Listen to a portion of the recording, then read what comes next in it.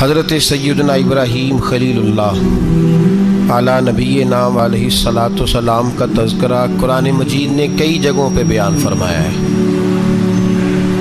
نبی پاک صلی اللہ تعالی علیہ وسلم نے ارشاد فرمایا ہے کہ میں ملت ابراہیم پہ ہوں۔ حضرت ابراہیم علیہ الصلوۃ والسلام کے سیرت کو، سوانح کو، ان کی زندگی کے واقعات کو قرآن مجید نے متعدد مقامات پہ بیان کیا ہے۔ انبیاء کرام علیہم السلام 1,24,000 کم و بیش ہوئے، لیکن دین اسلام میں نبی پاک علیہ السلام کی امت میں جو مقام حضرت ابراہیم کا ہے وہ بس انہی کا ہے۔ ان کی زندگی ایک بڑی خوبصورت، بڑی منفرد اور مسلمانوں کے لیے بڑی اسوہ نور دینے والی زندگی ہے۔ نبی پاک صلی اللہ علیہ وسلم نے فرمایا میں اپنے باپ حضرت ابراہیم کی دعا بن کے دنیا میں آیا ہوں۔ اور پھر محبوب پاک سید عالم صلی اللہ تعالی علیہ وسلم نے اپنی امت میں بھی جناب ابراہیم کے طریقے کو جاری رکھا۔ صحابہ نے قربانی کے بارے میں حضور سے پوچھا ما ہذہ الاضحیہ، یا رسول اللہ صلی اللہ علیہ وسلم یہ قربانی کیا ہے؟ تو فرمایا سنت ابیکم ابراہیم، یہ تمہارے باپ حضرت ابراہیم کا طریقہ ہے، یہ تمہارے باپ حضرت، حالانکہ قربانی نبی پاک صلی اللہ علیہ وسلم کا بھی طریقہ ہے، لیکن فرمایا تمہارے باپ حضرت ابراہیم، حضرت ابراہیم کے ذکر کو باقی رکھا۔ اللہم صلی علی محمد وعلی آل محمد کما صلیت علی ابراہیم وعلی آل ابراہیم، ان کے تذکرے کو باقی رکھا دین کے اندر۔ حضرت ابراہیم بڑی امتیازی شان والے نبی ہیں، بڑی امتیازی شان والے۔ رب کریم کا وہ دوست جس نے کوئی چیز بچا کے نہیں رکھی، ہر شے ہی اپنے رب کی بارگاہ میں پیش کر دی۔ چند چیزوں سے انسان کو بڑا پیار ہوتا ہے، گھر اسے بڑا پیارا ہوتا ہے۔ وہ بڑا خوبصورت ہوٹل، 5 اسٹار ہوٹل میں رہا، وہ اسلام آباد گیا، کسی سفر پہ گیا تو بڑے اعلیٰ قسم کے اس کو کھانے ملے، بڑی چیزیں ملی، لیکن کبھی دائیں کروٹ کبھی بائیں کروٹ۔ تو ساتھ بیڈ پہ دوست تھا تو اس نے کہا صاحب سو جاؤ، تو اس نے کہا یار جو مزہ اپنے گھر میں سونے کا ہے وہ کسی اور جگہ تھوڑی ہے۔ گھر بڑا پیارا ہوتا ہے، انسان لگاؤ ہوتا ہے، جس بے تکلفی سے، سکون سے، آرام سے انسان اپنے گھر میں وقت بتاتا ہے، کہیں اور مشکل ہو جاتا ہے۔ دوسرا، انسان کو اولاد بڑی پیاری ہوتی ہے، بڑی عجیب شے، نہ ہو تب بھی بڑا دکھ ہے، اور ہونے کے بعد بھی اس کی بڑی آزمائشیں، یہ بڑی ایک میٹھی چیز ہے۔ اولاد ایک بڑا عجیب سا میوہ ہے، پتہ نہیں یہ کس انجیکشن کا نام ہے کہ چھاتی پر چڑھ جائے تو اللہ سکون عطا فرما دیتا ہے، پتہ نہیں کس ٹھنڈی دولت کا نام رب کریم نے اولاد رکھا ہے، بڑی پیاری ہوتی ہے اولاد۔ پھر تیسری چیز انسان کی اپنی جان ہے، اور یہ اتنی قیمتی شے ہے کہ اللہ کریم نے فرمایا کہ اگر تیری گردن پہ کوئی آدمی پستول رکھ کے، تلوار تیرے گلے پہ رکھ کے کہے نا کہ رب کا انکار کر دے ورنہ مار دوں گا، تو فرمایا وقتی طور پہ میری ذات کا انکار کر پر جان بچا جا۔ اگر تو مرنے کے قریب ہو گیا ہے اور حرام شے کھائے بغیر تو بچ نہیں سکتا، مر جائے گا، تو فرمایا چل تو اس طرح کر، حرام کھا کے جان بچا، پر جان بچانا فرض ہے، ضروری ہے۔ وطن بڑا پیارا، اولاد بڑی پیاری، جان بڑی پیاری، پر حضرت ابراہیم سے رب کریم نے فرمایا چل ابراہیم کوئی چیز دے، تو کہا یا اللہ تینوں ہی تیرے نام پہ قربان کرتا ہوں، تیری ہوئی ساری، ہر شے تیری۔ حضرت ابراہیم نے دین کے لیے، آپ شہر بابل کے قریب پیدا ہوئے تھے، وہاں سے مصر آئے، مصر سے فلسطین آئے، اور فلسطین سے آ کر کے کعبہ آباد فرمایا۔ زندگی سفروں میں گزری، سفر ایک تکلیف والی چیز ہے، پر حضرت ابراہیم نے وطن چھوڑ دیا، گھر چھوڑ دیا۔ جان بڑی عزیز ہوتی ہے اصل میں نا، جب انسان جد و جہد کرتا ہے نا دین کے لیے تو اس کے رستے میں بڑی چیزیں آتی ہیں، کبھی اولاد، کبھی گھر، کبھی باہر، کبھی حکومتیں، کبھی سیاستیں، کبھی چدراہٹیں، اس کے راستے میں بڑا کچھ آتا ہے اور اسے ہر چیز کو فیس کرنا پڑتا ہے. گھر کے اندر بھی جنگ ہوتی ہے اور گھر کے باہر بھی لڑائی ہوتی ہے. یہ آسان ہے ہی نہیں. ہم تو خیر ہتھیار چھوڑ کے پھینکنے والے لوگ ہیں، ہم بھولے بھالے لوگ ہیں. ہم کہتے ہیں میں نے تو کہا تھا مہندی نہ کرو، پر بیٹے نہیں مانے تو بھولے جو ہوئے. اسی طرح حالانکہ اگر وہ بیٹا کہے نا کہ ابا جی لاؤ زندگی میں سارا کچھ میرے نام کرو، تو پھر ہم بھولے نہیں ہوتے اور اس وقت ہم تیز ہوتے ہیں، کہتے ہیں یہ کیسے ہو سکتا ہے، ہاتھ کاٹ کے دے دوں. اس وقت نہیں. دین کے معاملے میں بھولے ہوتے ہیں. بیٹا بد مذہب کے پاس جا رہا ہے تو اس وقت ہم بھولے بھالے ہیں، کوئی عرض نہیں. لیکن اگر وہ اپنی پسند کی شادی کرے ہمیں کراس کر کے، پھر ساتھ ہی ہم تیز ہو جاتے ہیں. تو حضرت ابراہیم نے جب دین کے لیے نکلے تو جد و جہد کی، گھر کے اندر بھی گھر کے باہر بھی. آپ کے والد کا نام طارق ہے، وہ توحید پرست تھے، ایماندار تھے، پرہیزگار تھے. آپ کے چچا کا نام آزر ہے، وہ بت پرست تھے، بت بیچا کرتے تھے. حضرت سیدنا ابراہیم علیہ السلام جب میدان عمل میں نکلے تو حضرت ابراہیم علیہ السلام نے اپنے گھر سے جہاد شروع کیا. لڑنا پڑا. گھر کے اصولوں سے چچا نے جو رواج بنائے ہوئے تھے اس رواج سے ٹکرائے. فرمایا میں اپنے گھر کے اندر یہ بت پرستی نہیں ہونے دیں گا. چچا کو ایک دفعہ نہیں بار بار 100 دفعہ سمجھایا. آپ کا چچا بت بنا کے بیچا کرتا تھا. حضرت ابراہیم علیہ السلام تھوڑے بڑے ہوئے تو کہنے لگا کہ چلو میرے ساتھ، تم بھی بت بیچنے ہیں، ہمارا کاروبار ہے. حضرت ابراہیم ساتھ نکلے تو بت پکڑا ہے. گندے پانی کے اندر اس بت کو ڈبوتے ہیں، کہتے ہیں کسی نے خریدنا ہے تو خرید لو، نہ یہ نفع دے سکتا ہے نہ نقصان دے سکتا ہے. جو اپنا آپ نہیں بچا سکتا تمہیں کیا بچائے گا، خریدنا ہے تو خرید لو. چچا کہنے لگا تو کاروبار چمکا رہا ہے کہ تباہ کر رہا ہے. گھر میں بڑے معاملات خراب ہوئے، جھگڑے ہوئے، لیکن حضرت ابراہیم علیہ السلام ایک منٹ کے لیے بھی اپنے گھر کے اندر بھی کمپرومائز کرنے کو تیار. یہ تھوڑا مشکل میں نے پہلو چھیڑ دیا ہے، یہ تھوڑا مشکل پہلو چھیڑ دیا ہے. تھوڑا سمجھدار آدمی ہے پر بیوی سے پردہ نہیں کرا سکتا. سیانا ہے، پنچایت کا بندہ ہے، جو اس سے آپ کہیں گے وہ بات یہ سنائے گا، لیکن کہتا ہے نہیں جی میں نے کوشش کر لی ہے.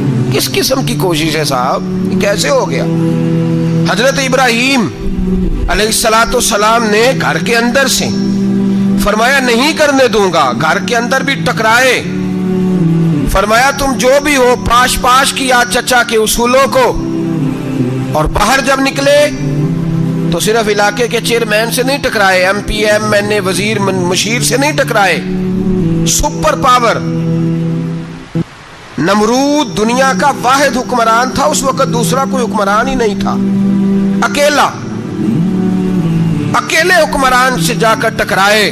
کوئی ساتھ فوج نہیں تھی، کوئی ساتھ ان کے طاقت بظاہر دنیا داری کی کوئی نہیں تھی، پر حضرت ابراہیم جا کے ٹکرائے. اور میرے رسول پاک صلی اللہ علیہ وسلم نے سند بیان کی. فرمایا افضل الجہاد کلمۃ الحق عند سلطان الجابر. فرمایا سب سے افضل جہاد یہ ہے کہ تو ظالم بادشاہ کے سامنے کھڑے ہو کے حق بات بیان کر دے. یہ سب سے بڑا جہاد ہے. یہ سب سے افضل الجہاد کلمۃ الحق عند سلطان الجابر، سب سے بڑا جہاد. حضرت ابراہیم کھڑے ہو گئے، سپر پاور سے ٹکرائے. یہاں ہم لوگ حکمتوں کا شکار ہیں، دیکھیں گے، کریں گے، سوچیں گے. اور مولوی صاحب کو ویسے کہتے ہیں آپ پرہیز کریں سیاسی باتوں سے. بھئی اللہ کے ہر نبی نے جا کے وقت کے ظالم حکمران کو لتاڑا ہے، للکارا ہے. یہ تو مشن انبیاء ہے. حضرت سیدنا ابراہیم علیہ السلام نے اس کو جا کے کہا کہ تو جھوٹ بولتا ہے، تو جھوٹا ہے، تو خدائی کا دعویٰ کرتا ہے، تو بہت بڑا ظالم ہے. اور قرآن مجید نے اس ساری بات کو بیان فرمایا.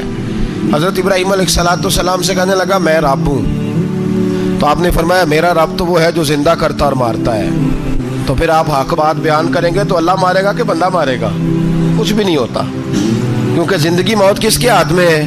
اللہ کے ہاتھ میں. زندگی موت اللہ، کچھ بھی نہیں ہوتا. انسان صحیح سمت کا تعین کرے اور صحیح چلے. حضرت علی شیر خدا سے کسی نے کہا تھا کہ آپ کے بڑی دشمنی ہے، کوئی محافظ رکھ لیں. آپ فرمانے لگے موت خود بہت بڑی محافظ ہے، وقت سے پہلے آتی ہی نہیں. بڑی محافظ ہے وقت سے پہلے. علامہ نورانی رحمۃ اللہ تعالیٰ علیہ کراچی جیسے شہر میں رہا کرتے تھے جہاں گام گام پہ خطرہ تھا.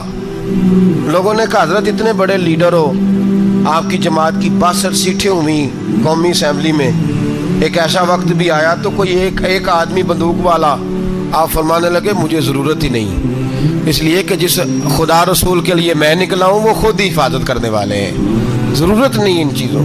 तो भाई हज़रत इब्राहीम टकराए और आपका अंदाज़ क्या है? जाके कहा कि तू नहीं, खुदा वो है जो जिंदा करता। और उसने एक बेवकूफ़ों जैसी दलील दी। एक आदमी को कल फांसी देनी थी तो उसको बुलाया, कहने लगा तुझे कब फांसी है? उसने कहा कल। कहने लगा जा तुझे आज़ाद किया, जिंदगी दी, उसको छुट्टी दे दी। एक आम आदमी बेचारा बैठा था, उसको पकड़ के ना कहने लगा इसकी गर्दन उड़ा दो। कहने लगा देख लो मैं भी जिंदा करता और मारता हूँ, वो जो कल मरने वाला था मैंने जिंदा कर दिया है, और जिसको पता ही नहीं था कि मैंने मरना है उसे पकड़ के मैंने मार दिया है। ये बेवकूफ़ों जैसी दलील है।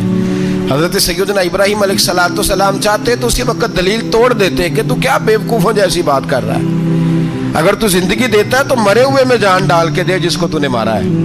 लेकिन हज़रत इब्राहीम ने देखा कि बेवकूफ़ है, बेवकूफ़ों से बहस नहीं होती, दलील बदल ली जाती है, उनकी अकल के मुताबिक बात की जाती है। हज़रत इब्राहीम फरमाने लगे मेरा रब वो है जो सूरज मशरिक से निकालता है और मगरिब में गुरूब करता है। तू अगर रब है तो तू मगरिब से निकाल के मशरिक में गुरूब कर। फबुहितल्लज़ी कफर, काफिर लाजवाब हो गया, उसके पास इस चीज़ का कोई जवाब नहीं था। अल्लामा इस्माइल हक़ी ने खूबसूरत फिक्रा लिखा है, खूबसूरत जान डाल दी एक जुमला कह के। हज़रत सैयदना अल्लामा इस्माइल हक़ी रहमतुल्लाह अलैह फरमाने लगे चूंकि नमरूद बेवकूफ़ों जैसी बातें कर रहा था, अगर वो ये कह देता ना कि मैं सूरज को निकालता हूं मशरिक से,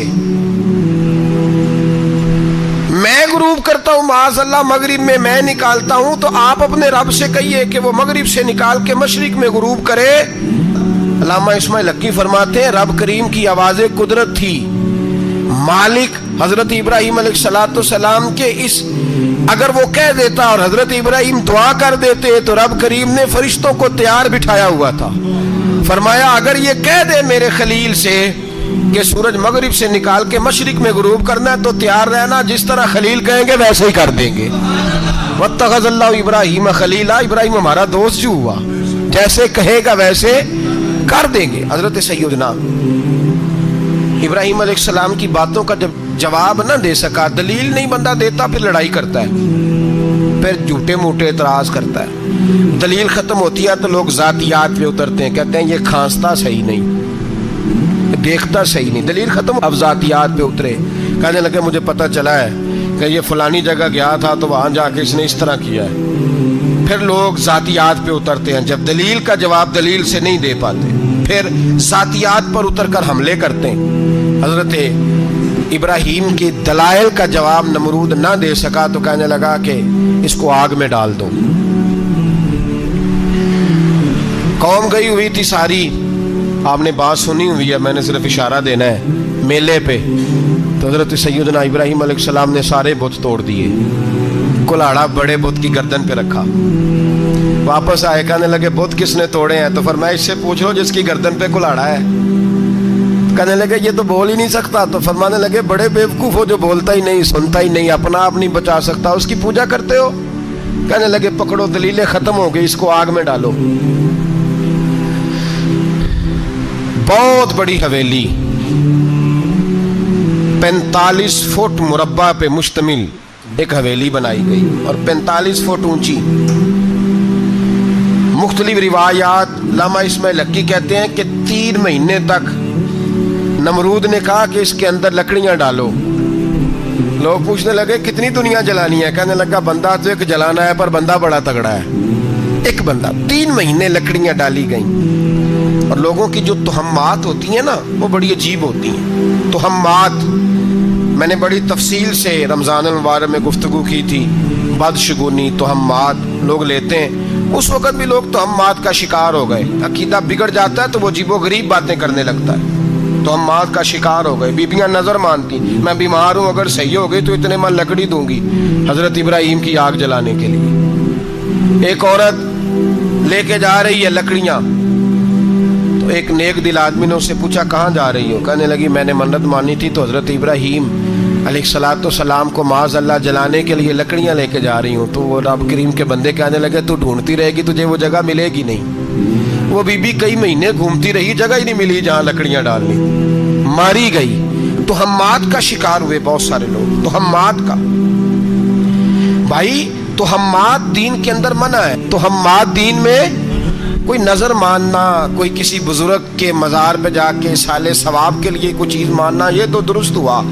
लेकिन गैर शरी नजरें मान लेना कि मैं आग के गिर्द चक्कर लगाऊंगा, मैं जनाब वहां जाके ये वाला तमाशा करूंगा, मैं धागा बांधूंगा, मैं रस्सा काटूंगा, मैं वहां गंदे औं से पानी पीऊंगा, इनकी शरीयत इजाजत, ये तो हम्मात हैं, बदशगुनी है, दीन में इनकी कोई गुंजाइश। आप नजर मानने से पहले भी किसी आलिम से राब्ता करें कि मैं मन्नत मांगने लगा हूं तो कैसे माननी चाहिए, उसका तरीका पूछें। ऐसे ही गलत चीज की मन्नत थोड़ी मान ली जाएगी।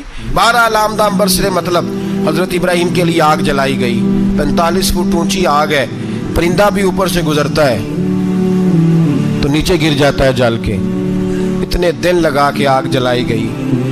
अब हजरत इब्राहिम को जलाया जाने लगा है। यहाँ तो मौजे है ना, जो किसी इदारे का सरबराह है उसके लिए मौज है, किसी जगह ऑफिसर बन गया तो मौज है, पीर साहब के लिए मौज है, अल्लामा साहब के लिए मौज है, खतीब साहब के लिए मौज है। जलना किसको पड़ता है?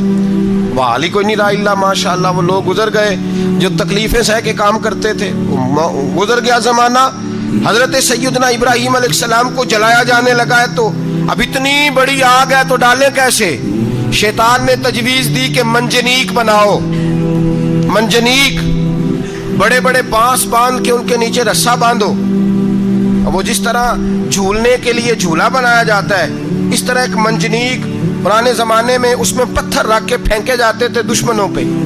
वो मंजनीक बनाई गई कि दूर से हजरत इब्राहिम को फेंकेंगे। हाथ हजरत इब्राहिम के बांध दिए, पाँव मुबारक बांध दिए, पूरी जमीन पे एक नाम लेने वाला खुदा का, और उसको आज रस्सियों में जकड़ा हुआ है। जब फेंका जाने लगा ना आग में, तो हूरें रोने लगी, फरिश्ते तड़पने लगे, ए अल्लाह ये क्या होने लगा है? एक तेरा खलील और वो भी आग में। फरमाया जाओ जाके उससे कहो अगर तुम्हारी मदद लेता है तो उसे बचाओ। हवा का फरिश्ता आया, कहा इब्राहिम अगर तू कहे।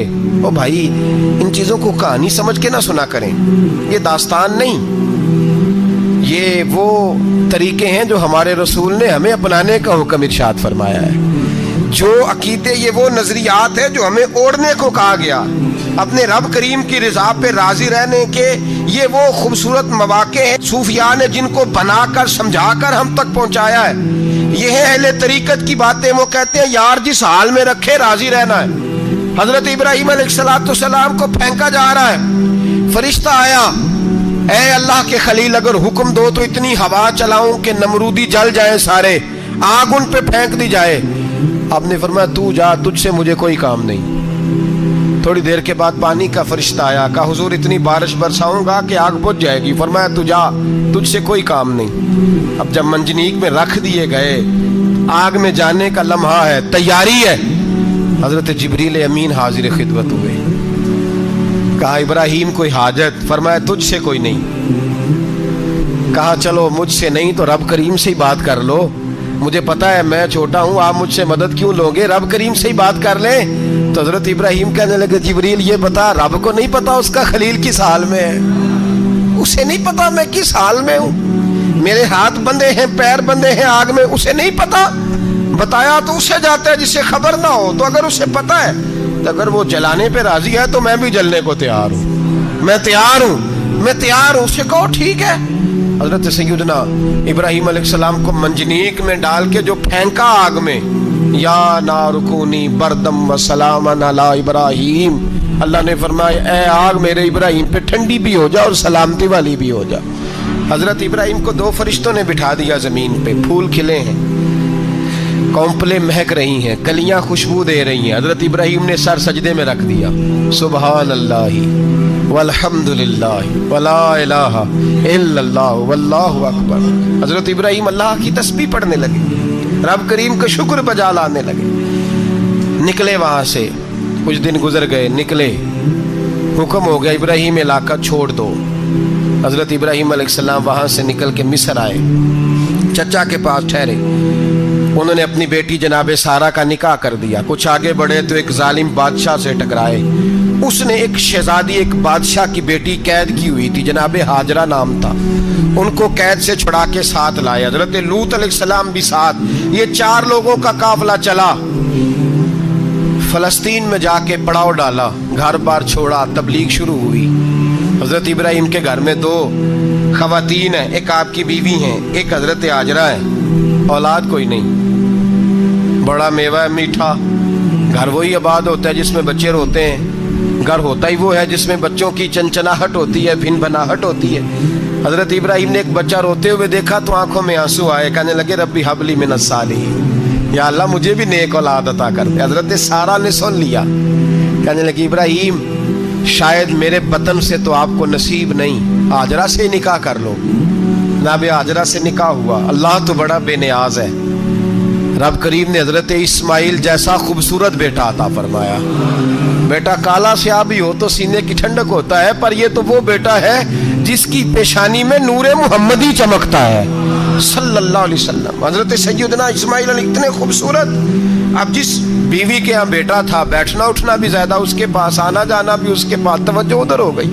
جناب سارہ رشک کرنے لگی. ایک دن کہنے لگی اسے چھوڑا جنگل میں, وادی غیر ذی زرع, مکے کے پاس. بھائی ایک بیٹا عالم دین بنا لو. کہنے لگا روٹی کہاں سے کھائے گا؟ تیرے 5 بیٹے ہیں, کو حافظ قرآن بنا. کہتے روٹی کہاں سے کھائے گا؟ وہ بچہ بھی کہتا ہے میں کہاں سے کھاؤں گا. حضرت ابراہیم علیہ السلام تو چند مہینے کا بچہ چھوڑ آئے, تو کہاں سے روٹی کھائی حضرت اسماعیل نے؟ کہاں سے کھائی ان کی اماں نے روٹی؟ بھوکے مر جاتے ہیں یہ سارے. میں بڑی ذمہ داری سے کہا کرتا ہوں کہ جتنی خوبصورت روٹی اللہ کریم دین کے خادموں کو عطا کرتا ہے شاید کسی اور کے نصیب ہوتی ہو, لیکن ہم لوگ توجہ ہی نہیں کر رہے. ہمارا ذوق ہی نہیں بن رہا. ہم یہ محنت ہی نہیں کر رہے کہ قوم کو مستند علماء کی ضرورت ہے. علاقوں کے علاقے خالی ہیں, ادھر ہمارا مزاج ہی نہیں بن رہا, توجہ ہی نہیں دین کی خاطر. اور پھر چلے بچے تو بات کی بات ہے نا, جو ابھی خود جوان ہے وہ بھی تو یہ دعا. ایک صاحب مجھے کہنے لگے میں دعا مانگ رہا ہوں اللہ مجھے بیٹا دے تو میں اسے دین پہ لگاؤں گا. تو میں نے کہا آپ بھی بوڑھے نہیں ہوئے, آپ خود ہی لگ جائیں. بیٹا تو ابھی آئے گا تو لگے گا نا. تو آپ تو اس وقت ہے تو آپ تو پہلے لگے نا صاحب. 2 گھنٹے تو نکال کے آئے, دین سیکھنے کو کافی ہے. آپ اتنی لمبی سوچ رہے ہیں کہ بچہ آئے گا تو بڑا ہوگا تو وہ جائے گا تو دیکھی جائے گی. ابھی تو آپ ہیں تو آپ تو آؤ. حضرت ابراہیم نے بچہ وہاں چھوڑا.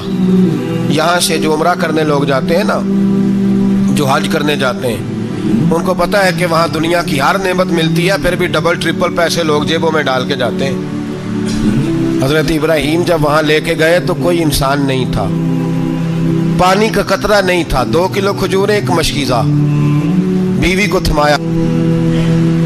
ہمارے گھر میں ہزاروں چیزیں پڑی ہیں, لیکن وہ جو توکل ہے نا وہ ختم ہو گیا ہے. اللہ دے گا, حلال حلال پہ قناعت کرے, جائز جائز پہ بھروسہ کرے, رب کریم عطا کرنے والا ہے. وہ مزاج ختم ہو گیا.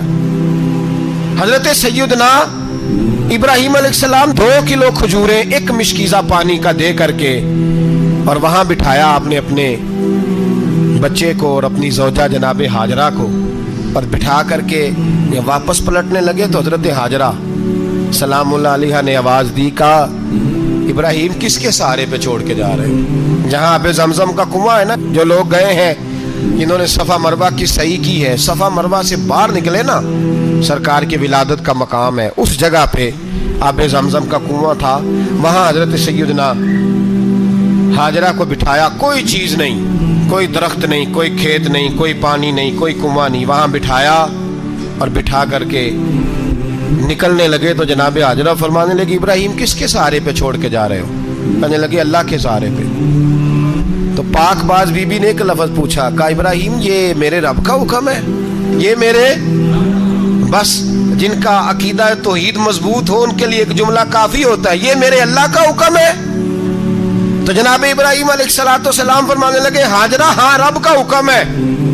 جب یہ لفظ کہے تو چاہیے تھا نا حضرت ابراہیم تسلی دیتے, تو بی بی صاحبہ تسلی دینے لگی. عرض کرنے لگی ابراہیم اگر اللہ کا حکم ہے تو پھر آپ ہماری فکر نہ کرنا, اگر یہ رب کا حکم ہے تو پھر ہماری فکر نہ کرنا. جس رب نے ہمیں یہاں تک پہنچایا ہے وہ ہمیں کبھی بھی ضائع نہیں فرمائے گا. پھر فکر نہ کرنا، حضرت ابراہیم آ گئے، بات آپ نے سنی ہوئی ہے، اشارہ کرنا مقصود ہے۔ 13 سال میں چلے مان بھی لیا جائے بعض روایات کی روشنی میں کہ آتے جاتے بھی رہے، لیکن مکمل دیکھ بھال اپنے بچے کی پرورش میں پورا حضرت ابراہیم علیہ السلام کا کردار، سارا کردار ماں کا تھا۔ میں جب خواتین کے بارے میں کوئی بات کرتا ہوں تو میں آپ کو اکثر کہتا ہوں کہ یہ صرف بیوی کے لیے حکم نہیں ہوتا، یہ ٹریننگ بیٹی کو دینی ہے اور بہن کو دینی ہے، یہ تربیت کرے اپنے گھر میں۔ میں تجربے کی روشنی میں یہ بات عرض کیا کرتا ہوں کہ بھائی بچے باپ کے فرما بردار اس وقت ہوتے ہیں جب اماں انہیں باپ کا فرما بردار کرتی ہے، اور بچے باپ کے نافرمان بھی تب ہوتے ہیں جب اماں انہیں باپ کا۔ میں نے اپنے کانوں سے سنا ایک دفعہ ایک بچہ اپنے باپ سے کہہ رہا ہے آپ نے تو ساری زندگی باہر گزار دی، پیسے کمانا کون سا مشکل کام ہے، دکھ سکھ تو سارے اماں نے برداشت کیے، سکولوں میں وہ جاتی تھی، فلانا کام وہ کرتی تھی، فلانا کام۔ اب یہ سوچ اس کی ذاتی تو نہیں، یہ اس کو دی گئی ہے، اور اگر اس کو یہ سوچ دے دی جائے کہ اماں کہے کہ میں تو اپنوں میں رہی ساری زندگی، میں نے تو اپنوں میں وقت گزارا، اور تیرا باپ تو کئی دفعہ جنازے بھی نہیں پڑھ سکا، اس نے تو ماں باپ ایسے دفن کر دیے، وہ اگر یہ سوچ فراہم کرے تو پھر بچہ باپ کا فرما بردار ہوتا ہے۔ اور یہ والی روایتیں ہم بیوی کو سناتے ہیں، حالانکہ کس کو سنانی چاہیے؟ بولیے، بہن اور بیٹی کو۔ بہن اور بیٹی کو سنائیں یہ باتیں، ان کو سمجھائیں، تاکہ آگے جا کے وہ جو گھر ترتیب دیں وہ گھر بڑا عمدہ اور نکھرا ہوا ہو۔ حضرت سیدنا ابراہیم 13 سال کے بعد آئے، چونکہ گھر میں اللہ تبارک و تعالیٰ کی دوستی کا چرچا تھا، اللہ تبارک و تعالیٰ کی محبوبیت کا غلبہ تھا۔ 13 سال کے بعد فلما بالغ معہ السعی، بیٹا جب اتنا بڑا ہوا کہ سال چلنے لگا تو حضرت ابراہیم نے اپنے بیٹے کو بلا کے کہا بیٹا مجھے خواب آئی ہے، میں تجھے ذبح کر رہا ہوں، تیری کیا رضا ہے؟ تو حضرت اسماعیل کہنے لگے یا ابت افعل ما تؤمر، ابا جی اللہ جیسے حکم دیتا ہے میرے ساتھ ویسے ہی کریں، جیسے اللہ حکم دیتا ہے ویسے ہی، بولیے، ویسے ہی کریں۔ حضرت حاجرہ کو کہا کہ ایک دوست نے دعوت کی ہے تو وہاں جا رہے ہیں، بی بی مطمئن ہے، تفصیلات کی ضرورت نہیں، ختم بات، اعتبار ہے، مطمئن ہو گئی۔ شیطان پیچھے سے آیا اماں کے پاس، ذرا تھوڑی دیر کے لیے تصور جمائیے، یہاں تو پڑوسن آ کے کوئی بات بتا دیتی ہے خاوند کے بارے میں تو کئی مہینے جھگڑا جاری رہتا ہے، پڑوسن محلے دار۔ شیطان نے آ کے بتایا لفظ کیا ہے؟ کہا حاجرہ تمہیں پتہ ہے کہاں جا رہے ہیں؟ کہا دوست کی دعوت میں۔ تو کہنے لگے دوست کون ہے؟ رب کریم، اور ابراہیم کا خیال ہے کہ اس رب نے مجھے حکم دیا ہے کہ میں ذبح کروں۔ تو حضرت حاجرہ کہنے لگی کبھی باپ بھی بیٹا ذبح کرتے ہیں؟ تو شیطان کہنے لگا ان کا خیال ہے کہ ان کے رب نے حکم دیا ہے۔ تو جناب حاجرہ فرمانے لگی اگر رب نے حکم دیا تو پھر تو مجھے شیطان لگتا ہے، تو مجھے شیطان لگتا ہے۔ کہا کیا مطلب؟ فرمانے لگی اگر رب کریم کا حکم ہے تو میرے پاس ایک اسماعیل ہے، اگر 1000 بھی ہوتے میں سارے اللہ کے راستے میں پیش کر دے دیتی، مالک کا ہی تو ہے سارا کچھ، اسی کا ہے، اس میں لیت اللہ کی کیا گنجائش؟ حضرت سیدنا ابراہیم علیہ السلام نے بیٹے کے حلق پہ چھری رکھ بھی دی اور چھری چلا بھی دی، رکھ بھی دی، اور وہ تو اللہ کریم نے فرمایا یا ابراہیم قد صدقت الرؤیا، ابراہیم تو نے خواب سچا کر دکھایا، وہ قیامت تک تیرا نام رہے گا۔ حضرت ابراہیم نے وطن بھی دیا، جان بھی دی، بیٹا بھی، اللہ کریم نے دمبے دیے، فرمایا یہ فدیہ ہے۔ اب یہ قربانی قیامت تک حضرت ابراہیم کے طریقے کے مطابق جاری ہے۔ حضرت ابراہیم بہت بڑے مہمان نواز تھے، بہت بڑے۔ آپ جب مصر میں قیام تھا تو بڑے بڑے لمبے چوڑے لنگر پکتے تھے، لوگ آیا جایا کرتے تھے، بڑا تفصیل کے ساتھ کھانا ہوتا تھا۔ مہمان نوازی آپ کی خاص صفت مبارکہ ہے۔ ہمارے ہاں بھی مہمان نوازی ہوتی ہے امیروں کی، بلکہ اب تو مہمان نوازی اس طرح کی ہے کہ کل تیری میرے پاس دعوت ہے اور پرسوں میری تیرے پاس ہے، وہی امیروں میں وہ چکر رہتا ہے، پارٹیاں دوست ایک دوسرے کو ڈالتے ہیں، تیری طرف پارٹی تیری طرف، اور اسی انداز میں اب یہ عید آئے گی نا، ٹکا پارٹیاں ہوں گی جگہ جگہ، اور لوگ سوال پوچھنے لگے ابھی سے، کہتے ہیں قربانی کا کتنا گوشت گھر رکھنا جائز ہے؟ قربانی کا کتنا گوشت گھر رکھنا جائز ہے؟ سارا ہی جی ہاں اس لیے فریزر لے لے, فریج سے نہیں کام چلے گا. سارا ہی جہاز رکھنا سارا ہی جائز ہے, رکھ لیں. اور خدا کے بندے, قربانی وہ بندہ دیتا ہے جو سارا سال ہی گوشت کھاتا ہے. صحیح کہہ رہا ہوں؟ قربانی صاحب نصاب, صاحب استطاعت بندہ دیتا ہے نا, تو وہ سارا سال ہی گوشت, تو سارا گھر میں رکھنا بھی جائز ہے, لیکن سارا دے دینا بھی. تو جو آ رہی ہے اس پہ کیوں توجہ کرتے ہو, جو دوسرا جائز ہے اس پہ کیوں نہیں عمل کرتے؟ سارا تقسیم کر دیں, بات ختم ہوئی. یقین کریں, محرم میں جا کے دوست ٹیلی فون کر کے سوال پوچھتے ہیں, کہتے ہیں صاحب سنا ہے قربانی کا گوشت محرم میں کھانا جائز نہیں. میں کہ نہیں, ربیع الاول چ بھی جائز جی, رجب رمضان تک کھاؤ, کوئی بندہ نہیں منع کرتا. اس لیے کہ کسی کو دینا تو پسند ہی نہیں. یا پھر اس میں سے جو خاص خاص چیزیں ہیں وہ اپنی فریج میں, اور باقی جو ہے وہ دوسروں کے لیے. یہ کیا طریقہ ہے ہمارا؟ اور اسی پہ عمل ہے. اللہ تبارک و تعالی ہمیں سمجھنے کی توفیق عطا فرمائے. حضرت ابراہیم بہت بڑے مہمان نواز تھے. صرف قربانی نہیں دیتے تھے, سارا سال بہت سارا لنگر, بہت سارا کھانا پینا, بہت ساری چیزیں جاری رہتی تھی. اور جتنے غریب لوگ تھے فلسطین کے, ان کو پتا تھا کہ حضرت ابراہیم علیہ السلام کا لنگر جاری ہے. فلسطین میں جب آپ کا قیام تھا, ایک دفعہ ڈھیروں مہمان آ گئے اور کھانے کو کوئی چیز نہیں. حضرت سارہ اور جناب ہاجرہ دونوں اس وقت موجود تھیں. وہ کہنے لگی ابراہیم بہت سارے مہمان آ گئے تو کیا کریں؟ جناب سارہ کہنے لگی کس طرح کر کے ان کی مہمان نوازی کرنی. اور حالات یہ ہیں کہ قحط پڑا ہوا ہے فلسطین میں, مصر میں, دور دراز علاقوں میں.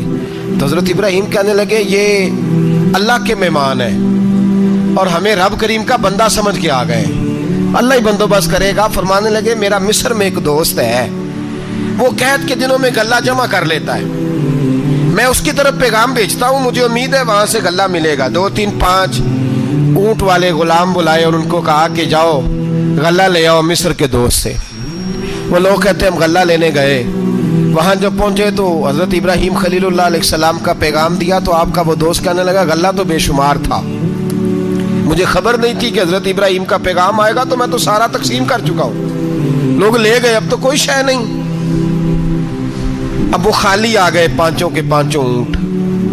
جب خالی آئے تو حضرت ابراہیم کی حویلی کی دیواریں چھوٹی چھوٹی تھیں. ان غلاموں میں سے, خادموں میں سے, آپ کے ان چاہنے والوں میں سے کہنے لگا یار وہ غریب تو انتظار کر رہے ہوں گے کہ غلہ لینے گئے ہیں, ہمیں روٹی ملے گی. چھوٹی چھوٹی دیواریں ہیں, وہ جب دیکھیں گے نا خالی آ گئے تو انہیں تکلیف ہوگی. اس طرح کرو بوریوں میں ریت بھر لیتے ہیں, ریت بھر کے لے جاتے ہیں, بعد میں اندر رکھ کے انہیں سمجھا بہلا لیں گے یا حضرت ابراہیم کو بتائیں گے, وہ خود ہی ان لوگوں کی دلجوئی فرمائیں گے. اب غلہ کی جگہ ریت بھر کے اونٹوں پہ رکھ کے لائی گئی.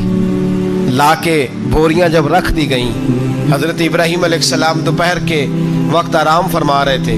بی بی سارہ اٹھی, کہتی ہیں جب میں نے دیکھا نا کہ بوریاں پہنچ گئی ہیں تو گئی, غلام کو ساتھ لیا اور اس کو جب کھولا نا تو کہتی اتنی حسین گندم میں نے پہلے کبھی دیکھی نہیں تھی, اتنا پیارا دانا میں نے کبھی ملاحظہ ہی نہیں کیا تھا. فرماتی ہیں جب اس کو پیس کر چکی میں روٹیاں پکائیں تو خوشبو دور دور تک پھیل گئی. اعلیٰ غذا بنی, بڑے بڑے کھانے بیویوں نے مل کے پکائے, چن دیے گئے. حضرت ابراہیم اٹھے تو لوگ کھانا کھا رہے ہیں, سجدہ شکر ادا کیا, اور جب سجدے میں گئے تو وحی آنے لگی, پھر رونے لگے. جب پلٹ کر باہر تشریف لائے تو جناب سارہ کہنے لگی ابراہیم تمہارا مصری یار بڑا اچھا ہے, اس نے اتنی اعلیٰ گندم بھیجی ہے کہ اتنی تو میں نے پیاری گندم کبھی دیکھی نہیں. جناب ابراہیم مسکرائے, فرمانے لگی سارہ یہ مصری یار نے نہیں بھیجی, یہ میرے عرشی یار نے بھیجی ہے, یہ میرے عرشی یار نے بھیجی ہے. بھائی مہمان نوازی مزاج تھا, لٹا دینا مزاج تھا, دوسروں کی اشک شوئی مزاج تھا. حضرت ابراہیم علیہ السلام کا طریقہ ہے قربانی, حضور نے ان کا طریقہ بیان کیا. اگر سال کے بعد قربانی دینا ان کا طریقہ ہے تو سارا سال غریبوں کو روٹی دینا بھی حضرت ابراہیم کا طریقہ ہے. سارا سال غریب کی نوکری کرنا یہ بھی حضرت ابراہیم کا طریقہ ہے. بھوکے کو کھانا کھلانا یہ بھی. میرے مصطفیٰ کریم سید عالم صلی اللہ علیہ وسلم سے صحابہ نے پوچھا حضور بہترین مسلمان کون ہے, بہترین مسلمان؟ تو حضور نے فرمایا جو سلام لینے میں پہل کرے اور غریب کو روٹی کھلانے میں سب سے اچھا ہو، وہ بہترین مسلمان ہے، زبردست مسلمان۔ ہمارے ہاں دعوتیں ہوتی ہیں تو امیروں کی، افطاریاں ہیں تو امیروں کی، اور میرے مصطفیٰ کریم علیہ السلام نے فرمایا بدترین دعوت ہے جس میں امیر بلائے جائیں غریب نہ بلائے جائیں، وہ بدترین دعوت۔ حضرت ابراہیم کا طریقہ رہا ساری زندگی مہمان نوازی، اور دوسرا ان کا مزاج تھا، اللہ سے پیار ہو گیا تھا نا۔ جب رب کریم سے محبت ہوتی ہے نا، اور محبت کا احساس ہوتا ہے دل میں، پھر سجدے لمبے ہوتے ہیں۔ عام آدمی تو نماز بھی نہیں پڑھ سکتا، جسے خدا سے محبت ہوتی ہے وہ تہجد بھی نہیں چھوڑ سکتا۔ وہ یہ محبت کی بات ہے نا، جس کو پیار ہوتا ہے اس کی تہجد بھی ہے، اس کی اشراق بھی ہے، چاشت بھی ہے، اس کے عمرے بھی ہیں، اس کے حج بھی ہیں، اس کے بار بار کعبۃ اللہ کے دیدار بھی ہیں۔ یہ محبت الہی ہے، جوش مارتی۔ ان لوگ سجدہ کرتے ہیں تو اٹھتے ہی نہیں، اللہ کے بندوں سے پیار کرتے ہیں اللہ کی۔ حضرت ابراہیم کو رب کریم سے اتنی محبت تھی، اتنا پیار تھا کہ وہ آپ کی زندگی کے ہر پہلو سے چھلکتا تھا۔ ایک وقت ایسا آیا کہ اللہ تعالیٰ نے حضرت ابراہیم کو بہت زیادہ مال عطا فرمایا، اتنے اونٹ گنے نہیں جاتے، گائیں اتنی زیادہ کہ شمار نہیں ہوتی، بکرے بکریاں اتنی زیادہ کہ شمار، بہت زیادہ مال اللہ نے عطا فرمایا۔ اور ابھی کچھ عرصہ پہلے آپ پیچھے جائیں نا تو جو لفظ مال تھا وہ روپے پہ تو بولا ہی نہیں جاتا تھا، وہ جانوروں پہ بولا جاتا تھا۔ بہت زیادہ مال اللہ نے دیا، بکریاں، گائیں، اونٹ، بیل، بڑا کچھ۔ تو رب کریم نے فرشتوں سے فرمایا کہ واتخذ اللہ ابراہیم خلیلا، ابراہیم میرا دوست ہے۔ تو فرشتے کہنے لگے یا اللہ جسے اتنا کچھ دیا جائے اس نے دوست تو بننا ہی ہوتا ہے، تو نوازا ہی پڑا ہے، اتنا مال، اتنے کھیت کھلیان، اتنا کچھ۔ اللہ کریم نے فرمایا جاؤ آزمائش کر لو، امتحان لے لو۔ فرشتہ امتحان لینے پہنچ گیا۔ حضرت ابراہیم کے جانور چر رہے ہیں چراگاہ میں، حضرت ابراہیم بھی ہیں، غلام بھی ہیں، بہت بڑا ریوڑ ہے۔ آپ تشریف فرمائیں۔ ایک فرشتہ آیا تو کھیت میں چھپ کے بیٹھ گیا اور بلند آواز سے کہنے لگا سبحان اللہ والحمد للہ ولا الہ الا اللہ واللہ۔ یہ تسبیح بڑی پسند ہے، محبوب نے ان کی فضیلت بیان کی۔ اب وہ حضرت سیدنا ابراہیم علیہ السلام کھڑے تھے تو وہ کھیت میں بیٹھ کے تسبیح پڑھنے لگا سبحان اللہ والحمد للہ ولا الہ الا اللہ۔ حضرت ابراہیم کہنے لگے یہ میرے رب کا نام کون لے رہا ہے؟ بڑی اس کی میٹھی آواز ہے، بڑی، کون ہے؟ ڈھونڈنے لگے، گھومتے گھومتے اس کے پاس چلے گئے، فرشتہ انسانی شکل میں۔ تو میرے رب کا ذکر کر رہا تھا؟ اس نے کہا میں ہی کر رہا تھا۔ فرمانے لگے یار ایک دفعہ پھر نہیں کرتا؟ تو کہنے لگا ابراہیم پہلے تو میں اپنی مرضی سے کر رہا تھا، تو کہتا ہے تو پیسے لگیں گے، پیسے ہیں تو کر دیتا ہوں۔ حضرت ابراہیم کہنے لگے بول تو کیا لے گا؟ میرے اللہ کا ذکر سنانے کا کیا لے گا؟ کہنے لگا جتنی بکریاں آپ چرا رہے ہیں ساری دے دے تو میں اللہ کا ذکر سنا دیتا ہوں۔ اور آپ نے فرمایا بس جا تیری ساری ہوئی، میرے رب کا ذکر سنا۔ اور پھر شروع ہو گیا سبحان اللہ الحمدللہ ولا الہ الا اللہ واللہ اکبر۔ حضرت ابراہیم علیہ السلام کیف میں یار پھر ذرا سنا، نا علما وچ پھسا سانو، تو یار دی گل سنا سانو، ذرا دوبارہ سنا۔ پھر سنایا، ایک دفعہ پھر کہا، فرشتہ کہنے لگا بس جی آپ کے پیسے پورے ہو گئے۔ حضرت ابراہیم کہنے لگے چل ایک دفعہ اور سنا۔ کہنے لگا پیسے لگیں گے، تو کیا لے گا؟ کہنے لگا گائیں بھینسیں ساری میری۔ فرمایا بس یار اتنی قیمت، تو سنا صحیح، سارا کچھ ہی تیرا۔ پھر شروع ہو گیا سبحان اللہ والحمدللہ ولا الہ الا اللہ واللہ اکبر۔ گائیں دے دیں، بھینسیں دے دیں، وہ ذکر سناتا ہے۔ حضرت ابراہیم کبھی مچلتے ہیں، کبھی روتے ہیں، کبھی آہیں بھرتے ہیں، تو میرے رب کا نام لے رہا ہے، ذرا پھر سے لے۔ کیف جاری ہے۔ کہنے لگا بس بھائی۔ حضرت ابراہیم فرمانے لگے تو اور لے لے جو لینا ہے، مجھے ذکر سنا۔ اس نے کہا ابراہیم بکریاں میں لے چکا، گائے بھینسیں میں لے چکا، اونٹ رہ گئے، سارے لے لوں گا پھر ذکر سناؤں گا۔ فرمایا جا تیرا ہوا تو ذکر سناتا رہ، میں دیتا ہوں۔ دے دیا، کچھ دیر ذکر کیا تو اب خاموش ہو گیا۔ حضرت ابراہیم خلیل اللہ علیہ السلام فرمانے لگے ذکر سنا۔ کہنے لگا ابراہیم اب تیرے پاس دینے کو کیا ہے؟ ہر چیز تو میں لے چکا۔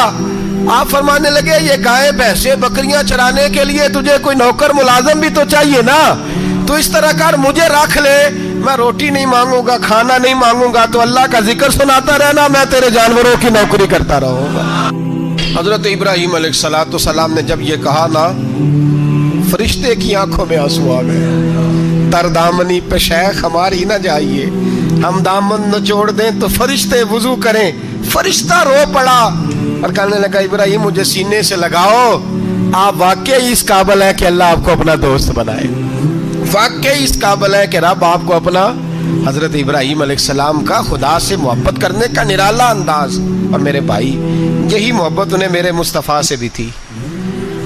ایک نبی گھر بنا رہا ہے، دوسرا بنوا رہا ہے، حضرت اسماعیل علیہ السلام پتھر اٹھا اٹھا کے لا رہے ہیں، جناب ابراہیم بنا رہے ہیں۔ جب خانہ کعبہ بن گیا تو کہنے لگے ربنا وابعث فیہم رسولا، اے اللہ اب اسے بسانے کے لیے اپنا آخری رسول بھی عطا فرما۔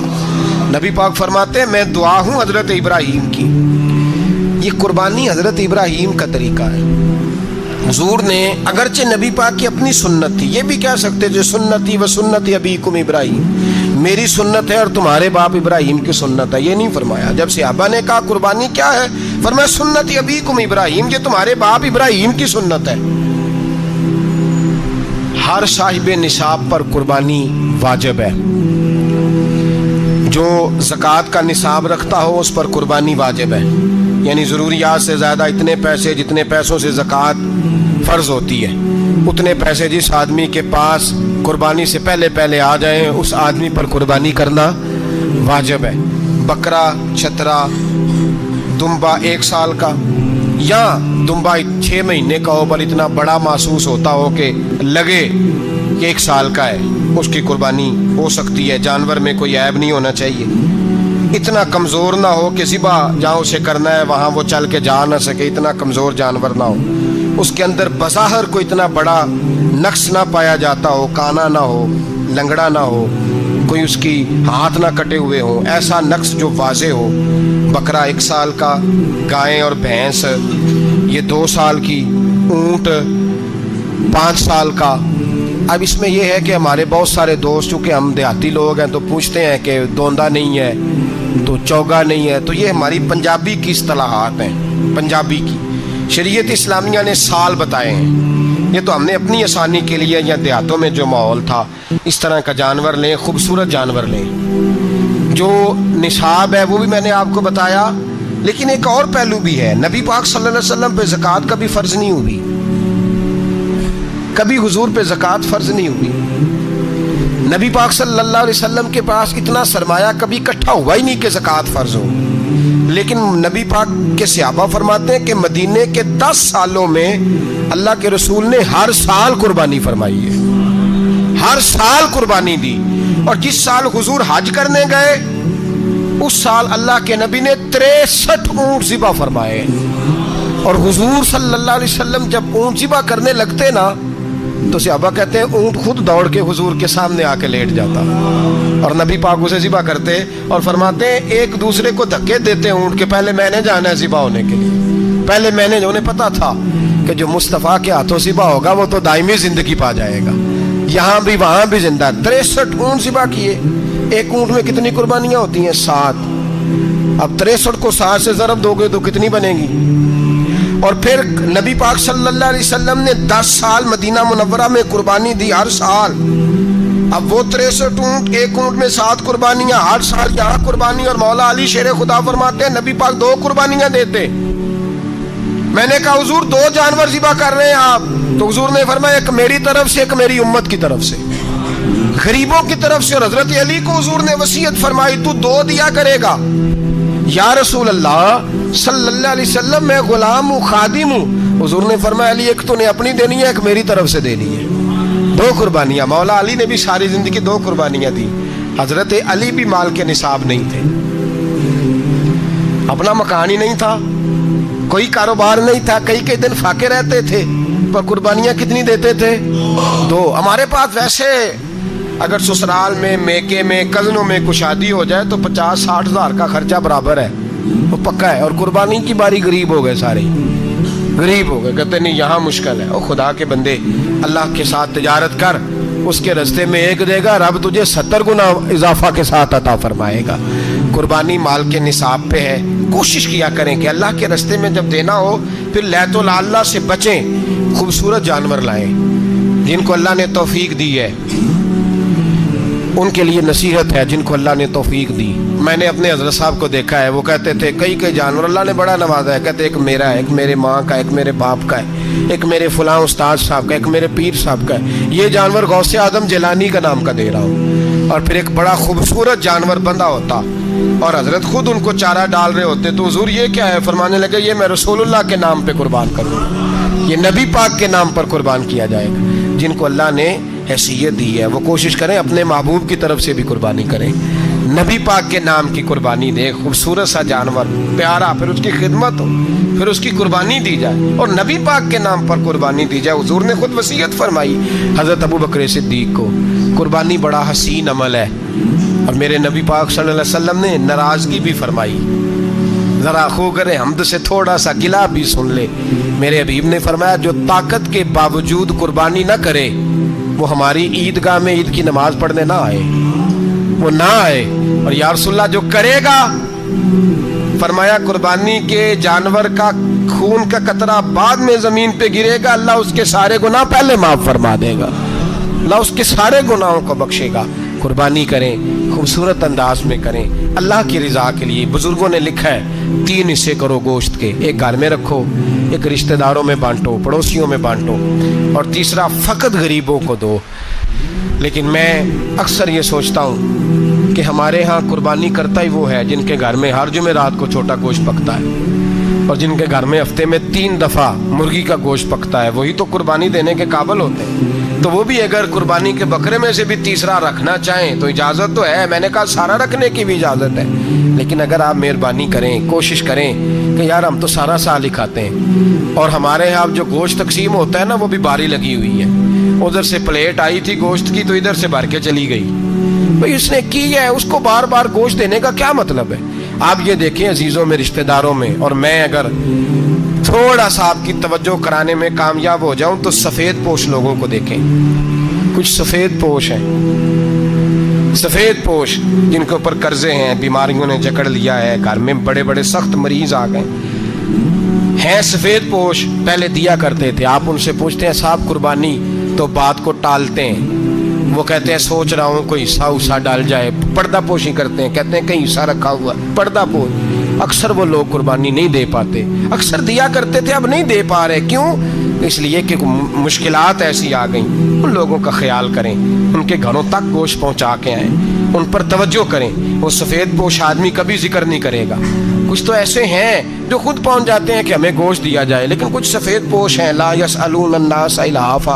अल्लाह फरमाते कुछ लोग लिपट लिपट के सवाल नहीं करते, सफ़ेद पोशी का भरम रखते हैं, का मिजाज नहीं। उनकी तरफ देखें, अपने रिश्तेदारों को देखें, खास कर उन रिश्तेदारों को देखें जिनका आपको पता है कि गरीब है, मजबूर है, उनके घरों में गोश्त भेजें। गरीब बेटियों, गरीब बहनों का ख्याल करें, उस तरफ मुतवज्जे हों, उनके साथ उसने सलूक करें, उस तरफ आप लोग ख्याल करें। अल्लाह हमें समझने की तौफीक अता फरमाए।